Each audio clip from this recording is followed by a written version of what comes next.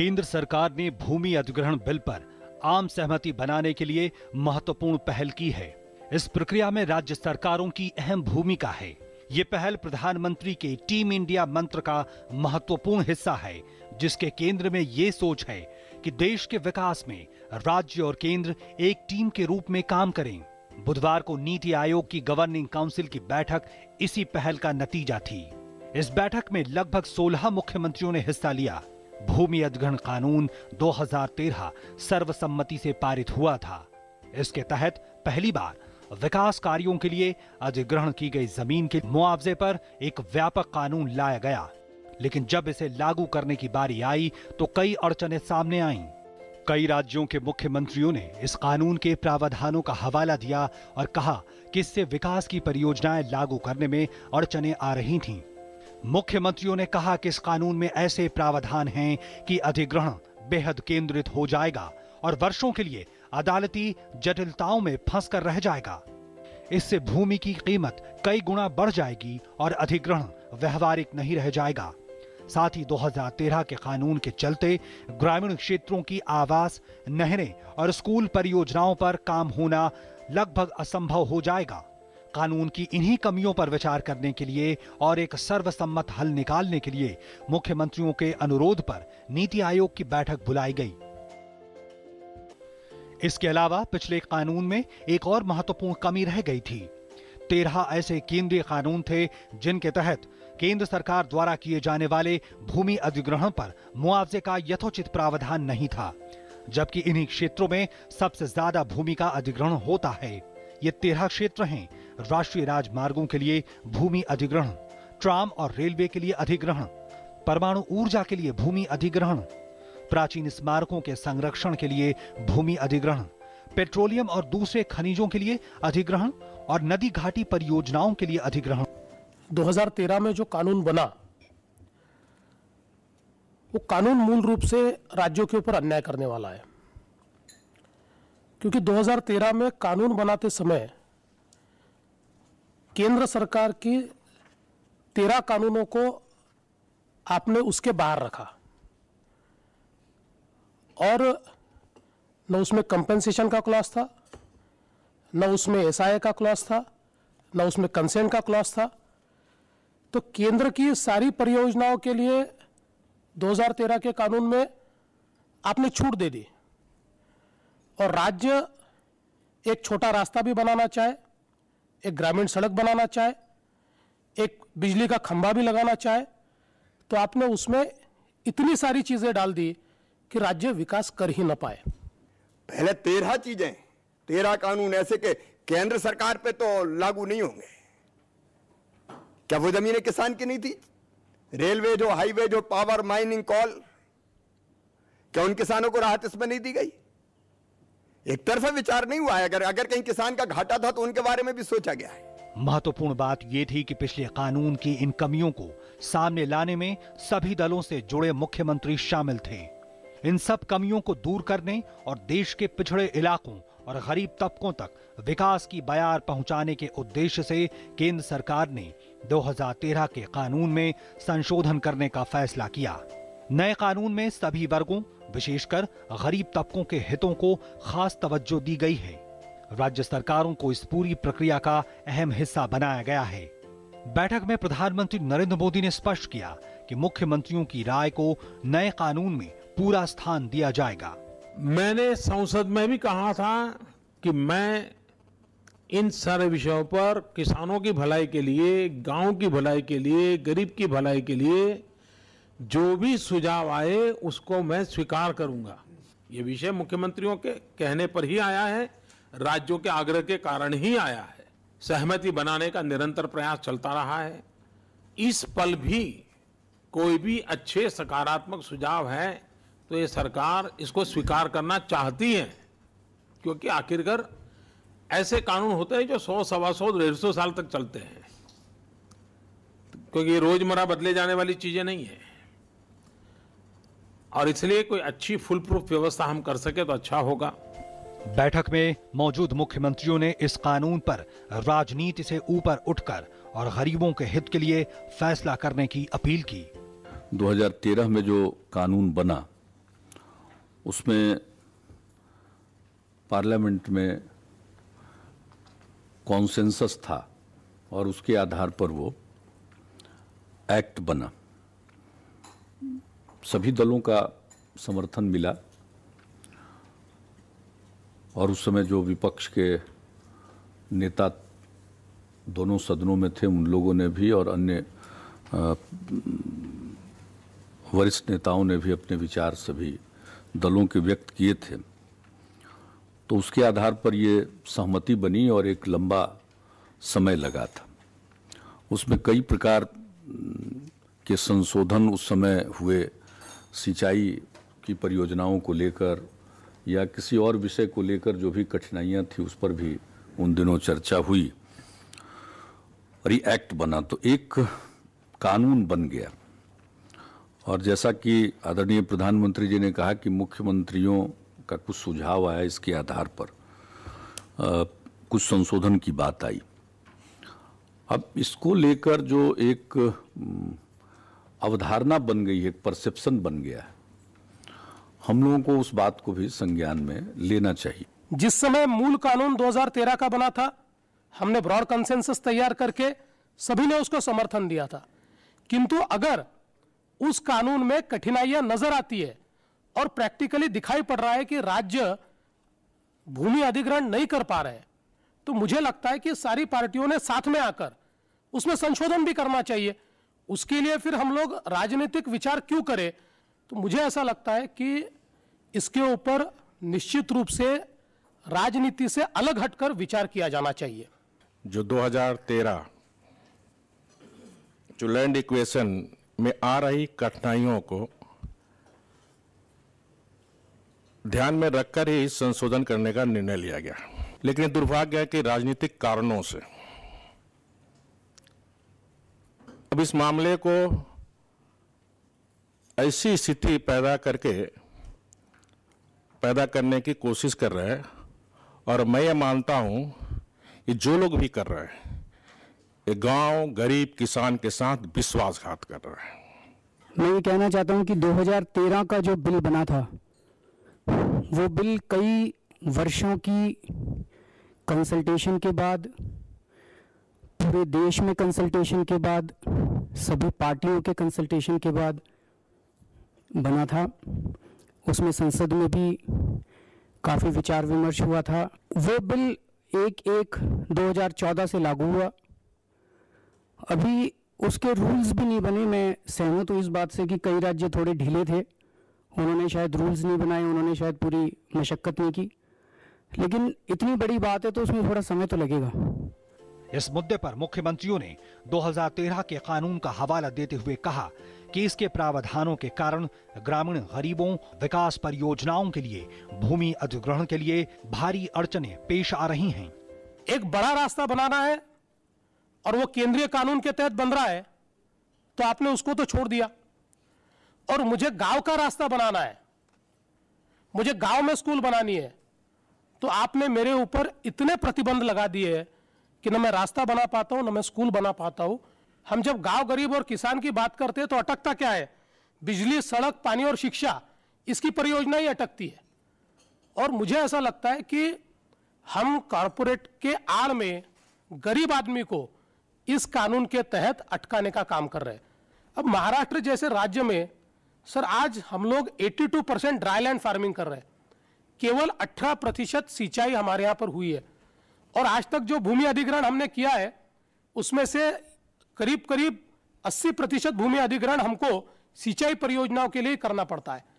और अगर हम देश का एवरेज जब 44% है और महाराष्ट्र का एवरेज अगर 18% है, और सिंचाई परियोजनाओं के लिए अगर हम जमीनें अधिग्रहित नहीं कर पाएंगे और अगर ये सिंचाई परियोजनाएं नहीं हो पाएगी, तो आप देखिए पिछले 3 सालों से लगातार महाराष्ट्र का एग्रीकल्चर का ग्रोथ रेट ये निगेटिव है।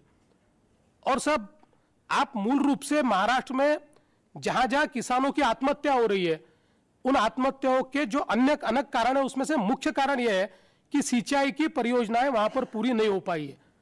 तो अगर इसके लिए हम इतने अड़ंगे डालेंगे जो सरकार की अपनी परियोजना है जिससे किसानों को ही लाभ होने वाला है, तो मुझे ऐसा लगता है कि शायद फिर हम इन सारी समस्याओं की ओर देश हित में नहीं देख रहे, हम राजनीतिक हित में इसको देखेंगे तो मुझे लगता है कि हम देश को आगे नहीं ले जा पाएंगे। 66 वर्ष की आज़ादी के बाद भी हम अपनी राज्य की बात करें तो आज भी हजारों गांव में बिजली की व्यवस्था नहीं है, गांव में पीने की पानी नहीं है, गांव में सिंचाई की व्यवस्था नहीं है, और जिसके कारण जो आज देश में या राज्यों में लॉ एंड ऑर्डर, जो विधि व्यवस्था, चाहे वो उग्रवाद के नाम पर हो, चाहे वो आतंकवाद के नाम पर हो, इसके पीछे सिर्फ एक ही कारण है कि गांव का विकास नहीं होना। हम गांव में शहर जैसी सुविधाएं देना चाहते हैं। इन सभी जरूरतों को पूरा करने के लिए जमीन की आवश्यकता रहती है। कई ऐसी सुविधाएं शहर के बिल्कुल नज़दीक करना पड़ता है। जब सरकारी जमीन उपलब्ध नहीं होती है तब अधिग्रहण किया जाता है। गांव वाले 2 लेन रोड मांगते हैं, 4 लेन रोड मांगते हैं, कैनाल आगे बढ़ाना चाहते हैं, कॉलेज चाहते हैं, नई यूनिवर्सिटी बनाना चाहते हैं, नई हॉस्पिटल चाहते हैं, नई मेडिकल कॉलेज भी चाहते हैं, नया डैम की मांग करते हैं, लेकिन हम वो नहीं दे सकते हैं क्योंकि एक कानून हमें बीच में आता है। किसान की भलाई की दृष्टि से किसान के लिए ये सड़क यदि बन रही है तो किसान के लिए बना रहे हैं, रेलवे कनेक्टिविटी दी जा रही है तो किसान के लिए हम काम कर रहे हैं, वहाँ बेसिक ग्रामीण इंफ्रास्ट्रक्चर और हाउसिंग का प्रोजेक्ट हो रहा है तो किसके लिए बेनिफिशियरी, किसको लाभ दिया जा रहा है, किसके हित में ये काम हो रहा है, उनके लिए यदि हम प्रोजेक्ट का निर्माण करते हैं तो किसान को केंद्र बिंदु बना के उन गाँव की कनेक्टिविटी क्या आने वाले 50 साल तक इसी प्रकार वो 20वीं सदी में जीने के लिए मजबूर रहेंगे। इस मुद्दे पर मुख्यमंत्रियों ने वर्ष 2022 तक सभी के लिए घर योजना के केंद्र सरकार के लक्ष्य को पूरा करने में 2013 के कानून के प्रावधानों को एक रुकावट बताया। हम लोगों ने ये तय किया है कि 2022 तक हर व्यक्ति को घर मिलना चाहिए। अब महाराष्ट्र में मैं ये देख रहा था कि केंद्र सरकार की अलग अलग योजनाओं से हमको ग्रामीण भागों में घर बनाने के लिए जो पैसा मिलता है, इसमें से कितना पैसा हमने इस्तेमाल किया, तो मेरे ध्यान में आया कि बड़े पैमाने पर हम पैसा इस्तेमाल नहीं कर पाते। और फिर मैं उसकी गहराई में गया कि जब पैसा है, लाभार्थी भी हमारे पास है, जो गरीब है उसको आइडेंटिफाई किया है, उसकी जो लिस्ट है वो ग्राम पंचायत ने बनाकर उसको मान्यता दी है, फिर भी ये घर क्यों नहीं बन पाता, तो ध्यान में आया कि वो लैंडलेस है, उसके पास जमीन नहीं है। अब उसको जमीन अगर देनी है तो हम जमीन देंगे कहां से? कहीं ना कहीं से तो जमीन हमको लेनी पड़ेगी, एक्वायर करनी पड़ेगी, या फिर प्राइवेट नेगोशिएशन से लेनी पड़ेगी, तभी उसके लिए हम घर बना पाएंगे। तो मुझे लगता है कि ये सारी चीजों को अगर हम ध्यान में नहीं लेंगे तो सर ये 2022 तक ये जो गांव के गरीब आदमी को घर देने का हमारा सपना है, हम ये पूरा नहीं कर सकते।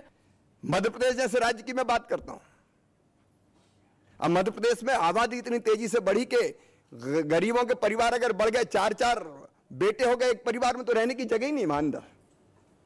तो बाहर अगर हम जमीन लेके मकान नहीं बनाएंगे तो वहां तो जमीन की समस्या है।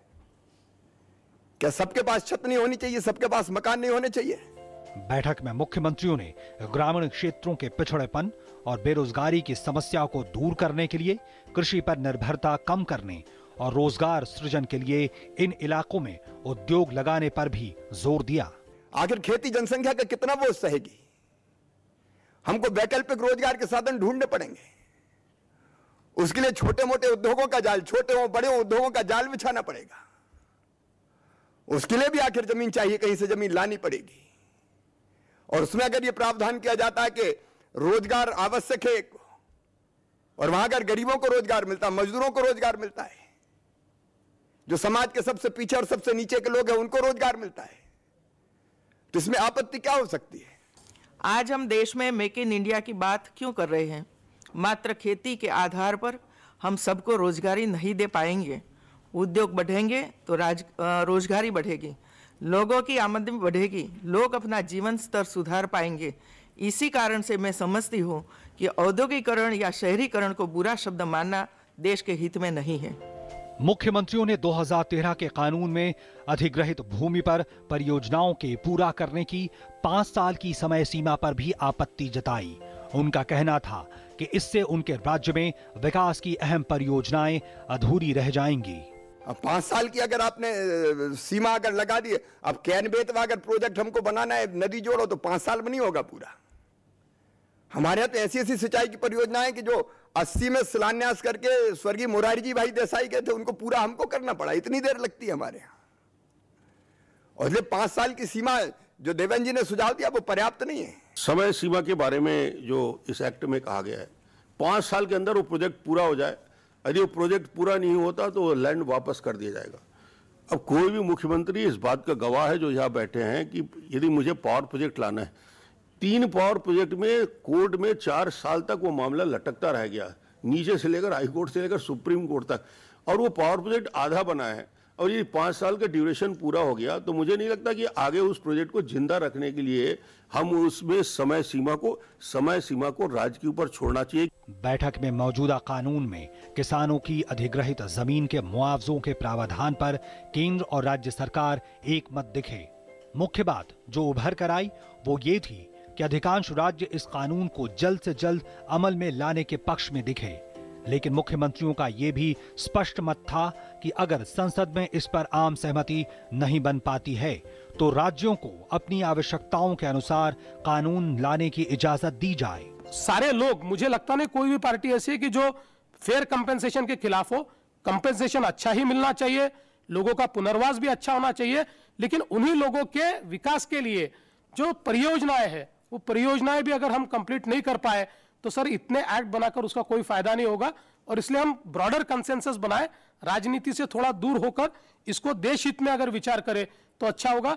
इसके ऊपर ब्रॉडर कंसेंसस नहीं हो रहा है तो सर आप राज्यों को अधिकार दे दीजिए। कुछ अधिकार तो आपने दिए ही है सेक्शन 10 में नए, लेकिन आप राज्यों को अधिकार दे दीजिए, जिस राज्यों को जिस प्रकार से विकास करना है लोगों को साथ में लेकर वो राज्य उस प्रकार से विकास करेगा। और वोट बैंक की राजनीति करने वाले नेता गुमराह करके विकास को अवरुद्ध करने का काम करते हैं। इसलिए मेरी प्रधानमंत्री जी से अपील होगी कि जो आप संशोधन के उनसे पास करें पार्लियामेंट के अंदर, और राज्यों को आप अधिकार दे दो, जिससे राज्य को अगर अपने राज्य में वो गांव का विकास करना चाहता है, बेरोजगार को रोजगार देना चाहता है, किसान को पानी देना चाहता है, तो राज्य अपना निर्णय नहीं। जो राज्य अगर नहीं चाहता अपने राज्य का विकास तो अपने एक्ट को लागू ना करे। अगर प्रधानमंत्री जी हम तेजी से आगे बढ़ना चाहते तो हमारे कदम ना बांधे जाएं, हमारी गति ना रोकी जाए, फिर हमको इजाजत दी जाए राज्यों को कि हम अपने हिसाब से, क्योंकि जनता हमारी, कोई हम अन्याय करेंगे क्या अपनी जनता पे? क्या हम ऐसे पागल है कि हम सबको खिलाफ कर लेंगे अपने? हम अपनी जनता को कन्विंस करते हुए, उनको बेहतर सुविधाएं देते हुए अपने विकास की गति को ना रुकने दें। और इसलिए अगर देश में कंसेंसस नहीं बनती है, अब जो राजनीतिक कारण है इस बैठक में उसके विस्तार में मैं नहीं जाऊंगा, लेकिन कारण राजनीतिक है, कारण विकास के नहीं है। वोट बैंक की राजनीति के कारण मध्य प्रदेश जैसे राज्यों के विकास को बलि ना चढ़ाया जाए, यह मेरी आपसे प्रार्थना है। इसलिए राज्यों को आप ये अधिकार दें कि राज्य अपनी आवश्यकताओं के हिसाब से भूमि को अधिग्रहण करने का काम कर सकें और अपने विकास को किसी भी हालत में बाधित ना करने दें, क्योंकि एक दिन भी अगर जाता है तो मैं मानता हूं कि वो जनता के प्रति अपराध है। कि किसी कंट्रोवर्सी में आने के को एक तरफ रखकर ये स्टेट्स को ही ये सौंप दें कि जिस तरह वो चाहें, वो जिस तरह बेशक सेंट्रल गवर्नमेंट के लिए ज़मीन एक्वायर करनी हो या स्टेट गवर्नमेंट ने अपने लिए करनी हो, वो अपना एक्ट बना लें या अपना तरीका निकाल लें। हमें पहले कोशिश करनी चाहिए एक कंसेंसस इवॉल्व करने की। We have to evolve a consensus, क्यों सबको साथ चल के, जब सबको साथ चलेंगे तो तब ये कानून पास होगा। मैं आपको एक सजेशन देना चाहता हूं। खुशकिस्मती से जम्मू कश्मीर एक राज्य है जहां हमारा अपना लैंड एक्विजिशन एक्ट है। मैं ये कहना चाहता हूं जैसे एंटी डिफेक्शन लॉ पहले जम्मू कश्मीर में पास हुआ, जैसे land reforms act, land reform पहले जम्मू कश्मीर में हुआ, तो हमारे लिए एक मौका है। अगर हम समझें जो आपकी गाइडलाइंस हैं, जो आपने अपने इस एक्ट में जो आपने पास किया पार्लियामेंट में बिल, अगर उसमें दिक्कत है, राज्यसभा में पास नहीं हो सकता है, देयर इज अ हर्डल। तो मैं एक कहना चाहता हूं, जम्मू कश्मीर एक ऐसी स्टेट है जहां हम लैंड एक्विजिशन एक्ट पास कर सकते हैं और हम एक मॉडल बना लेंगे। The state government has always resorted to purchase of private land through negotiation only. Hence, the proposed amendment of this acquisition act will not be applicable in Nagaland. But we support the Amendment Bill 2015 in the interest of the nation. वित्त मंत्री अरुण जेटली भी राज्यों की इस राय से सहमत दिखे। एक बहुत बड़ा सुझाव ये था कि केंद्र में कंसेंसस हम लोग पैदा करें और कंसेंसस में अगर तकलीफ आती है तो फिर राज्यों के ऊपर छोड़ें, और राज्यों के जब कानून बनकर आए या कोई संशोधन आए तो केंद्र उसको अनुमति दे, क्योंकि कंकरेंट लिस्ट का सब्जेक्ट है।